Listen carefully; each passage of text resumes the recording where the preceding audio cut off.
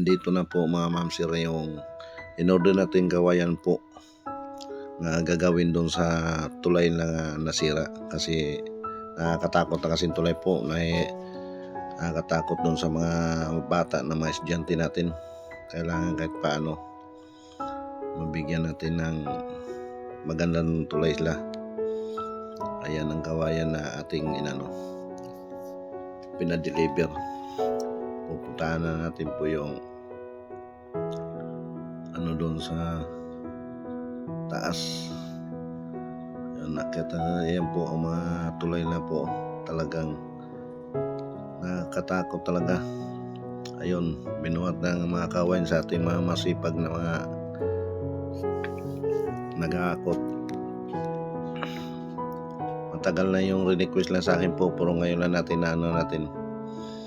Kasi ngayon lang medyo uminit yung tagulan, kasi hindi makapagbaba tayo ng mga kawayan. Ayan po mga ma'am sir, talagang sira na.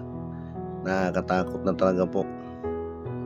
Kaya may kasi sa akin nag-message nga dito lang din sa sa aking kabarangay dito sa Depensa po, Kapunitan, Oriong Batan, na kailangan ma-delibera na natin, mabigyan natin ng kawayan.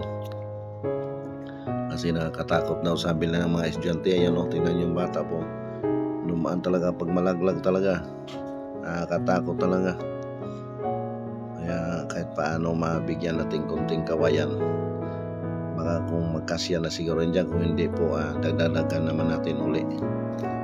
Kung sakaling hindi magkasya, ayun binubuhat lang ang kawayan. Bukas yata gagawin na.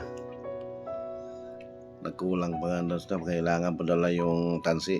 Bukas titingnan natin kung may tansi lang, kung wala bibilhan natin. Ayun hanggang doon po yan sa dulo. Hindi lang kami dyan, tumawid papunta doon kasi nakakatakot talaga yan hanggang doon pa sa dulo yan po. Hindi na ako pumunta doon kasi nakakatakot talaga ang tulay. Ayun tangkita naman yan. Kung mabigat kang dadaan dyan, talagang madadali ka dyan, talagang babagsak na.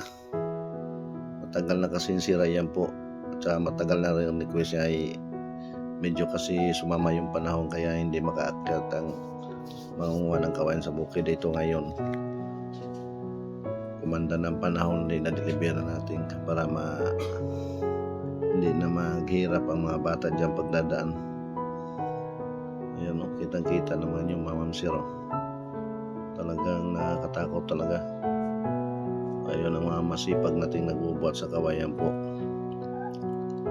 Kasi hindi pwede kasi magtagal ang kawayan doon sa daan, kasi walang space. Kailangan pinabuhat na natin. Binuhat naman na po.